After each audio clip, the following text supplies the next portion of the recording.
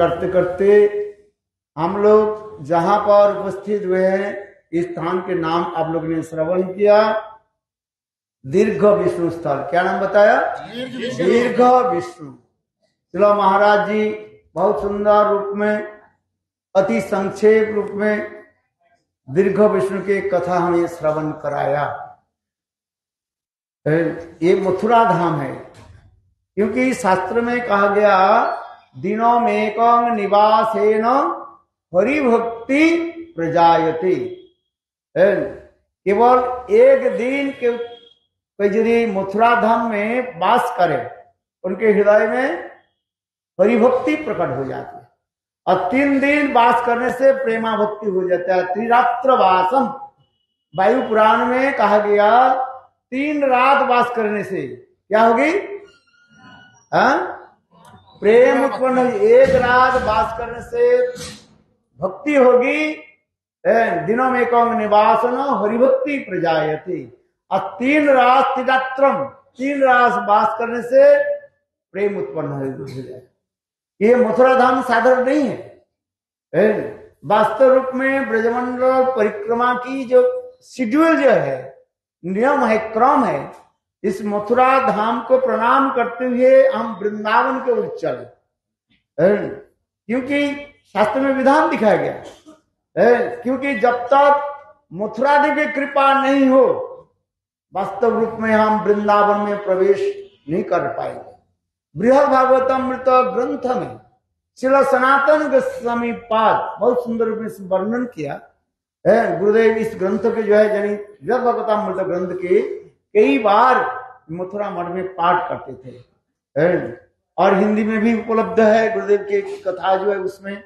और विशेष करके ये मथुरा देवी, निकट में ही मथुरा देवी है, जस्ट एक रोड के क्रॉस करके हम लोग जाएंगे इस कथा को, इस स्थान को उपरांत हम जाएंगे मथुरा, किंतु वहां पर बैठने के स्थान नहीं है, बहुत संकीर्ण स्थान है, बहुत छोटा सा स्थान है, और वहीं पर मथुरा देवी की जाए। जब तक मथुरा देवी की कृपा नहीं हो, 1000 लाख चेष्टा कर लीजिए, वृंदावन में प्रवेश अधिकार नहीं होगा। क्या बोला? मथुरा देवी की क्या चाहिए? अरे तो बोलो क्या चाहिए? कृपा चाहिए। जब तक मथुरा देवी की कृपा नहीं हो जा नहीं सकते। जिसके कहते हैं भक्ति सिद्धांत सरस्वती प्रभुपाद कहते हैं घोड़ा ढींग करके घास खाना। मतलब क्या है? पहले गाय अथवा घोड़े के जो है रख दिया जाता है, उसके सामने लकड़ी आदि दिया जाता था घेर करके ऐसे, और उसके उधर तरफ कुछ घास आदि खाने के लिए दिया जाता था।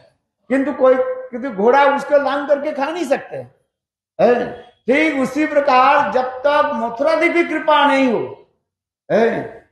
तब तक आप वृंदावन में प्रवेश कर नहीं सकते। आप कुछ भी कर लीजिए। इसलिए परम गुरु महाराज श्रील भक्ति प्रकांड केशव गोस्वामी महाराज, पहले उन्होंने जो मठ बनाया केशव जी गौड़ी मठ, कहाँ बनाया? कहीं से हमारे मथुरा में 200 मीटर आगे जाकर के, ज्यादा दूर नहीं है। बोले मथुरा देवी है, उनके जितने बड़े गुरु भाई है सब वृंदावन में मठ बनाए। किंतु देखो श्रील भक्ति प्रकांड केशव गोस्वामी महाराज इतने तात्विक दार्शनिक और इतने वैदांतिक और रसज्ञ, उन्होंने ये मथुरा में ही वो मठ बनाया। उनके गुरु भाई भी उनके बोले जे महाराज आप वृंदावन में एक जगह ले लीजिए, वृंदावन हम लोग आपकी व्यवस्था कर देते हैं। बोले नहीं, पहले कहाँ बनाना है? मथुरा में, क्योंकि मथुरा देवी की कृपा नहीं हो, 1000 आप कुछ भी कर लीजिए, वृंदावन में प्रवेश नहीं कर सकते हैं।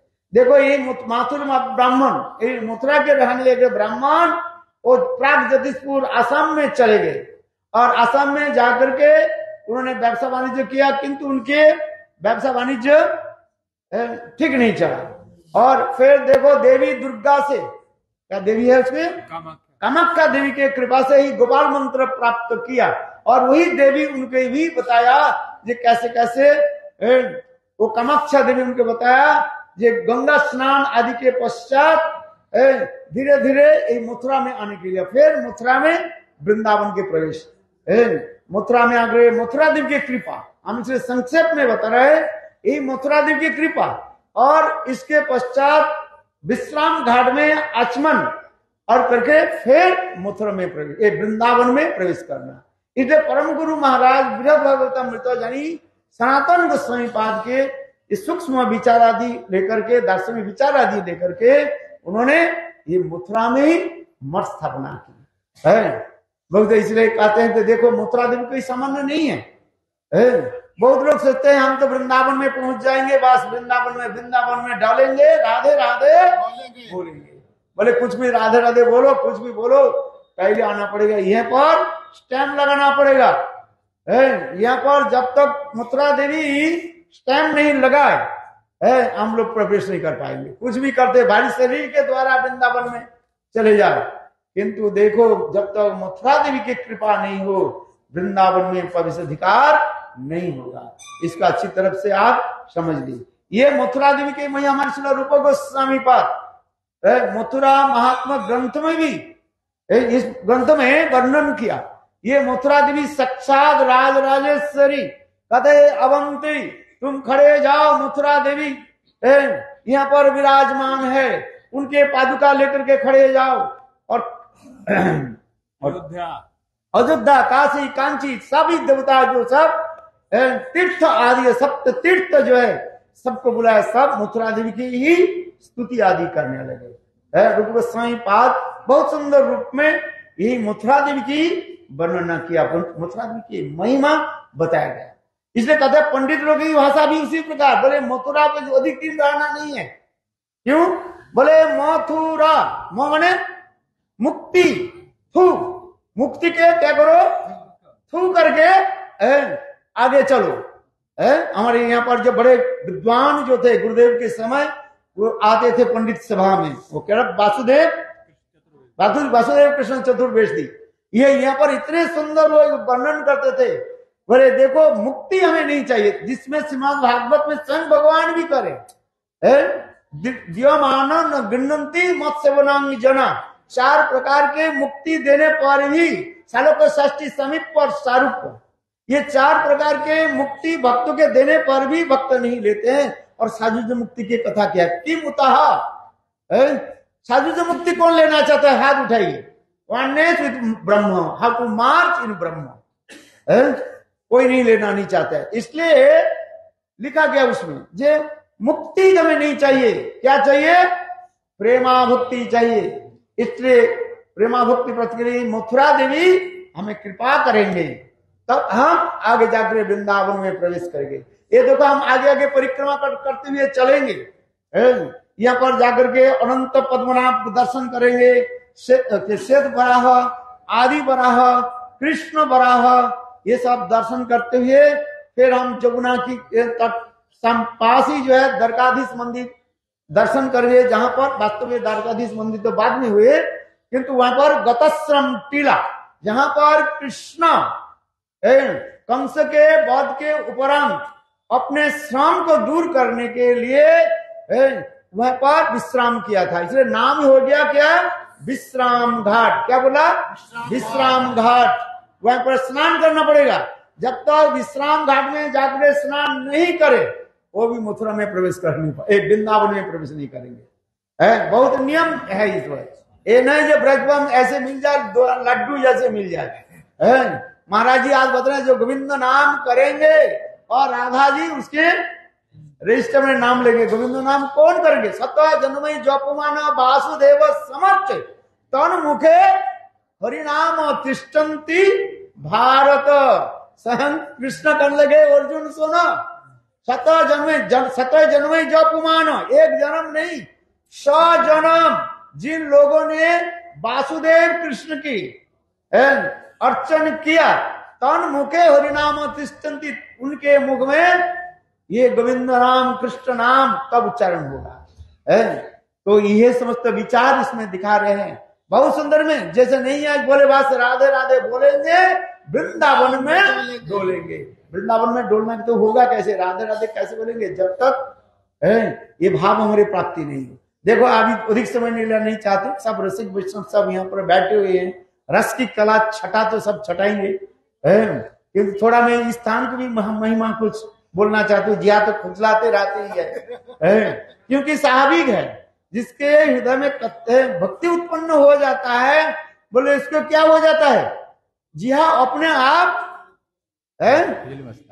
बोले खिल मचता है। क्या बोले, खुजलाते हैं ना। लाडू कचौड़ी खाने में जितना आनंद नहीं है और खुजली खुजलाने में उससे अधिक आनंद होता है। आशा जो मलम बेचते हैं ना, वो उसमें वो कहते हैं लाडू कचौड़ी खाने में जितना आनंद नहीं है और खुजली खुजलाने में आनंद है, ऐसे करके फिर वो मलम जो है, जो मॉन्यूमेंट जो है वो दिखाते हैं। तो वास्तव रूप में है, देखो ये स्थान की महिमा क्या बताया, आप लोग ने भी श्रवण किया, महाराज जी ने बहुत सुंदर रूप में बताया।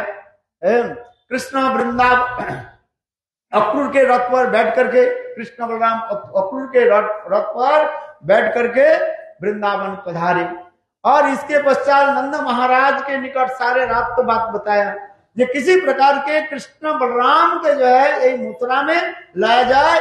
और कंस ने विशाल जो धनुष यज्ञ करा, धनुष यज्ञ की व्यवस्था की, किंतु कंस के प्लान था क्या, किसी प्रकार के कृष्ण बलराम के ब्रज से बाहर लेकर के यहाँ पर हम लोग सभी लोग जो है घेर करके मार डालेंगे। क्यों कहते हैं आचार्य पाद कहते हैं, देखो सांप जब तक गड्ढा में रहेगा ना, गर्त में रहेगा, और उसके ऊपर जितने भी लट्ठी मारो वो सांप निकलेगा नहीं।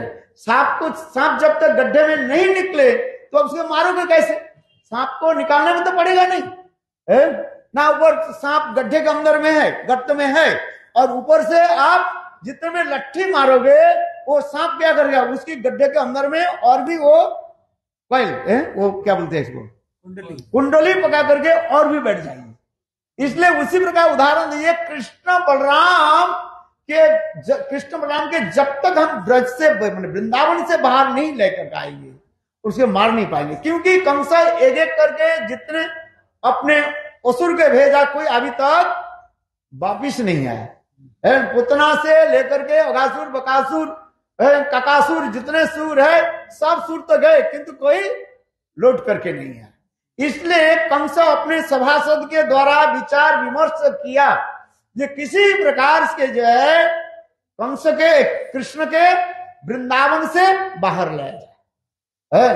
और तो जाएंगे कौन, तो देखा तो यहीं पर जब हम लोग जाएंगे अक्रूर के स्थान पर जाएंगे, अक्रूर घाट है जहां पर, और अक्रूर के निवास स्थल तो है ठीक बिल्कुल हमारे केशव जी गौड़ी मठ के पीछे जो है उसके अक्रूर के भी स्थान है, जहां पर क्या बोलते हैं रंगेश्वर महादेव के आगे जो है मथुरा परिक्रमा करते हुए अंतापाड़ा और अंबाखर कुब्जा भवन, उसके पास ही जो है अक्रूर के भवन भी है। अक्रूर में पर रहते थे, बोले अक्रूर जो है वो इधर के ब्रज के प्रति वो प्रीति रखते हैं, कंस के सारे समाचार मिला। इसलिए अक्रूर ने किया, बोले कंस ने किया कि ये अक्रूर के भेजा। अक्रूर जो है यही एकादशी के दिन, कौन सा दिन, द्वादशी के दिन वो चल पड़े, और फिर कृष्ण के जो त्रयोदशी, आज त्रयोदशी है ना, अरे काल तो द्वादशी के आज ही त्रयोदशी है। हाँ बोले आज के दिन ही जो है देखो त्रयोदशी में यात्रा अच्छा रहता है। वो कृष्ण ने केवल अक्रूर ने क्या कि किसी प्रकार से नंद जसोदा के समझा बुझा करके ब्रजवासी को बुझा करके और अपने रथ पर बैठ करके यहाँ पर सखा लोग भी आए। देखो अभी महाराज बहुत सुंदर रस भरी कथा सुनाया। यहाँ पर सखा लोग कहने लगे कृष्ण हमने सुना ये कंस के शरीर जो विशाल शरीर है, चाणूर मुष्टि भी है, तुम उनके साथ लड़ोगे कैसे? बोले देखो, एक चूहा कभी शेर के साथ लड़ नहीं सकता, दंगल नहीं कर सकता है। समान होने पर उसकी दंगल होता है। कुश्ती किसके साथ कुश्ती करेंगे? मैं जैसे दुबला पतला हूं, और कोई मोटे व्यक्ति जो है हमारे पास आएगा? नहीं आएगा। बोले ये तो बेकार है, खुद से बोले बेकार आदमी है, वो कैसे करेंगे? वो अपने जैसे शरीर है ऐसे शरीर के साथ वो कुश्ती दंगल करेंगे। तो उसी प्रकार सखा लोग कहने के, कन्हैया तुम कैसे कृष्ण कंस के साथ कैसे तुम लड़ोगे कैसे? और भी सुना चाणूर मुष्टि, और कौन था? दो था, साल और दो साल, ऐसे से बड़े बड़े भी है, उनके साथ तुम कैसे लड़ोगे? कृष्ण कहने, अरे कन्हैया ये कोई थोड़ी बात है। अरे क्यों? बोले देखो हम भी एक बड़ा शरीर बना लेंगे। कोई बड़ा शरीर बना सकते हैं? बड़ा शरीर, इनके शरीर तो सुंदर नीचे लड़ सकते हैं, कैसे से बनाएंगे? खड़े हो जाओ, देखो कैसे। बोले वृंदावन बिहारी लाल की जय। वो गए कृष्ण सखा लोग हाथ परिहास करने। कृष्ण बोले क्यों? मैं भी ऐसे शरीर बना लेता हूं। अरे कैसे बनाओ? देखो कृष्ण क्या करने लगे, hoop hoop hoop hoop hoop ऐसे करते करते फूल गया। हाँ, इतना फूल गया, और देखते देखते बिल्कुल ये छाती उनके से विशाल शरीर। सखा लोग देख करके, सखा लोग ऐसे करके, हाँ तब तो नहीं बस ठीक और सब बात।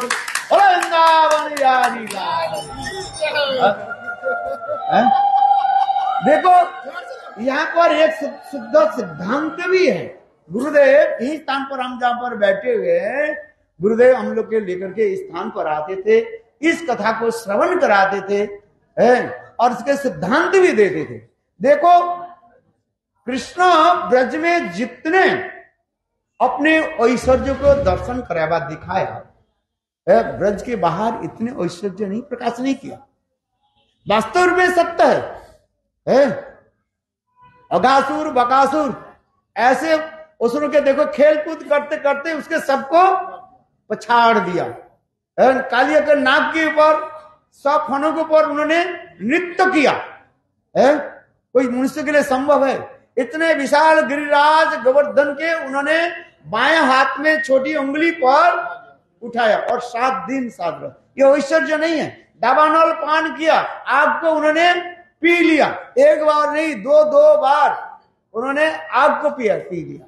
देखो ब्रज में जितने ऐश्वर्य दिखाया, प्रकाशित किया, और जगह में नहीं किया, किंतु तथापि ब्रजवासी के एक विशेष वैशिष्ट्य कार्य, जैसे महाराज जी ने बताया, ब्रजवासी लोग कृष्ण के क्या मानते हैं?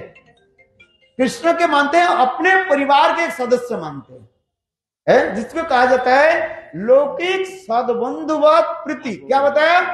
लौकिक सद्बंधुवत प्रीति। और वे सोचते हैं हमारे कृष्ण हमारे परिवार के एक सदस्य है, कृष्ण कोई भगवान नहीं है। सारे भगवत तक उन्होंने प्रकाशित किया, जिससे विश्वनाथ चक्रवर्ती आज स्वयं भगवत्ता के श्लोक के ऊपर एक श्लोक जो उन्होंने लिखा, उसे 20-25 उसमें जो है स्तुति आदि कर दिया। और सरस्वतीपूर्ण जो भगवान कृष्ण ऐश्वर्य वीर्य जस श्री ज्ञान वैराग्य सन्न भग इतिंगना, सारे ऐश्वर्य ब्रज में प्रकाश कर दिखाया, किंतु ब्रजवासी देख करके भी उनकी भगवान नहीं स्वीकार नहीं करते। देखी ले ऐश्वर्य ना माने ऐश्वर्य, आज इतने ऐश्वर्य दिखाया जो मनुष्य के लिए संभव नहीं है। और देखो ब्रज में इतने इतने सुंदर सुंदर ऐश्वर्य को दिखाया, किंतु ब्रजवासी लोग कृष्ण के भगवान का करके स्वीकार करना नहीं चाहते। क्यों? न उनके हृदय में एक जन्मगत संस्कार ऐसी है। एक तो कृष्ण के नित्य, एक तो परिकर है ही है। ब्रजवासी लोग कृष्ण के नित्य परिकर है। ब्रजवासी लोग कोई जीव तत्व नहीं है। बहुत लोग जीव तत्व और परिकर तत्व इसके एक खिचड़ी पका देते हैं, किंतु हमारे आचार्यवाद गुरुदेव यहीं पर आकर के बहुत सूक्ष्म सूक्ष्म तत्व के जो है बताते थे। जीव तत्व, जीव नामक शक्ति से जीव प्रकट हुए हैं। परिकर तत्व जो है भगवान के स्वरूप शक्ति की प्रकाश कहा जाता है। ये कृष्ण कृष्ण ही शक्ति शक्तिमान और दयोर अभेद, ये स्वयं एक ही शक्ति जो है, पूर्ण शक्ति राधा, पूर्ण शक्ति कृष्ण, पूर्ण शक्तिमान, दुई वस्तु भेद नहीं शास्त्र प्रमाण है। जब कुछ भी कहेंगे समस्त शक्ति के आप मूल शक्ति को है, अंतरंगा शक्ति सवार ऊपरे, अंतरंगा शक्ति राधा रानी, राधनी शक्ति स्वरूपिणी राधा रानी, वही राधा रानी कृष्ण के समस्त प्रकार के रसों की सुख व आस्वादन करने के लिए ये समस्त जो है प्रकाश आदि किया, जिससे हमारे जीव गोस्वामी पाद भी संदर्भ भी वर्णन करते हैं। एक ही परम तत्व है, एकमेव परम तत्वम, एक ही जो परम तत्व साहब अचिंत्य सत्ता के द्वारा स्वरूप तद्रूप वैभव जीव प्रधान रूपेण ये चतुर्धा रूपे अवशिष्ट, ये तत्व सिद्धांत सुंदर रूप में वर्णन किया गया। ये सखा कोई सामान्य नहीं है, इसलिए स्वयं कृष्ण समस्त सखा लोग कृष्ण के भगवान नहीं मानते, ये सब परिकर तत्व है। कोई लोग कहते हैं ये तो जीव तत्व, बोले जीव नहीं है, ये सब परिकर तत्व है। इसलिए परिकर तत्व में क्या होता है न, कृष्ण के अपने नित्य जन प्रियजन समझते हैं और ये उससे जो देख करके मानते नहीं। दूसरी बात यह है कि नामकरण के समय गर्गाचार्य ये बताया, नंद महाराज के बताया, ये देखो नारायण समगुणी, हे नंद महाराज आपके जो बेटा जो है कृष्ण जो है ये नारायण समय गुणी, नारायण के भांति से सब अलौकिक कार्य आदि करेंगे। किंतु नंद महाराज इतने समझे ये हमारे घर में जो नारायण जो है सलग्राम जो नारायण, इस नारायण इसमें अभिष्ट हो जाता है, इससे बड़े बड़े कार्य साधित करते रहते हैं। जैसे किसी के ऊपर भूत यदि सवार हो जाए, देखो वो व्यक्ति 10 व्यक्ति के जो है ऐसे उखाड़ करके फेंक देंगे। जो व्यक्ति चल नहीं पाते हैं, हवा में लुढ़क जाते हैं, और उसके ऊपर भूत अथवा कोई अपदेवता अविष्ट हो जाए, वो देखो वो 10 व्यक्ति की भी उठा करके फेंक देते हैं। ठीक उसी प्रकार नंद महाराज अब ब्रजवासी जन के ये विचार है ये हमारे बालक कृष्ण नारायण नहीं है, नारायण कभी कभी इनके ऊपर सवार हो जाता, अभिष्ट है, इसलिए बड़े बड़े कार्य करते रहते हैं। इसलिए ये जो है सखा लोग उसी प्रकार ये कहते हैं, देखो कृष्ण जो इतना बड़ा शरीर को धारण कर दिया, जिसको कहा था क्या बोले दीर्घ विष्णु, आपने देखा ना क्या कितना विशाल स्वरूप जो है, जगह इतने विशाल शरीर कैसे प्रकट कर। सखा लोग क्या करने लगे, अब उनके पीठ पर थपथपाने लगे, बोले हाँ तब तो कृष्ण के साथ एक पंक्ष के साथ तुम लड़ सकते हो, चांडुल मुष्टिक के साथ तुम लड़ सकते हो। देखो वही जो है वो ऐश्वर्य जो है कृष्ण अर्जुन को दिखाया, गीता में अर्जुन को दिखाया, विश्व रूप दर्शन कराया, और देख दर्शन करके अर्जुन ने क्या की, सखेतु मत्वांग प्रसवंग जदुक्तम, हे कृष्ण हे जादव हे सखेती, आपको मैं सखा कह करके जो संबोधन किया है, वास्तव रूप में आप मेरा सखा नहीं हो। अर्जुन रथ से कूद करके हाथ जोड़ करके स्तव स्तुति आदि करने लगे। देखो इसमें विचार क्या रहता है, दोनों ही सखा है, सुबल सिदाम मधुमंगल स्तुक कृष्ण लवंग आदि ये सब कृष्ण की नित्य परिकर ब्रज की सखा है। और वहां पर दारिकापुरी ये सखा लोग कौन है, ये अर्जुन आदि है, हस्तिनापुर के जो है ये देखो इन लोग के सख भाव में क्या ऐश्वर्य निश्चित कहा गया है। ऐश्वर्य देखने कृष्ण के ऐश्वर्य देख करके ये लोग डर जाते हैं और अपने को जो है हीन मान लेते हैं। किंतु ब्रज में जो है ब्रजवासी जन कभी कृष्ण के ऐश्वर्य देख करके अपने को हीन नहीं मानते, हीन माने अपने को छोटा नहीं मानते हैं।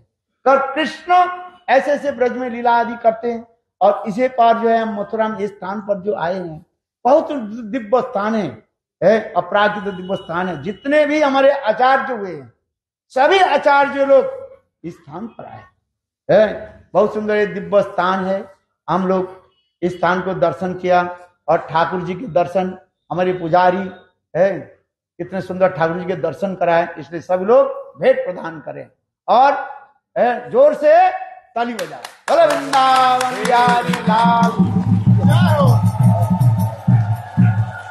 बोलो दीर्घ विष्णु की जय, जय श्री राधे। हरे कृष्णा। एक बार हाथ खुले बोलो, बोला हरे कृष्णा बोलो सबाई, कृष्णा कृष्णा हरे हरे, हरे राम राम राम। और एक बार जोर करे बोलो, हरे कृष्णा कृष्णा कृष्णा हरे हरे, हरे राम राम राम हरे हरे। हमारा गुरु वैष्णव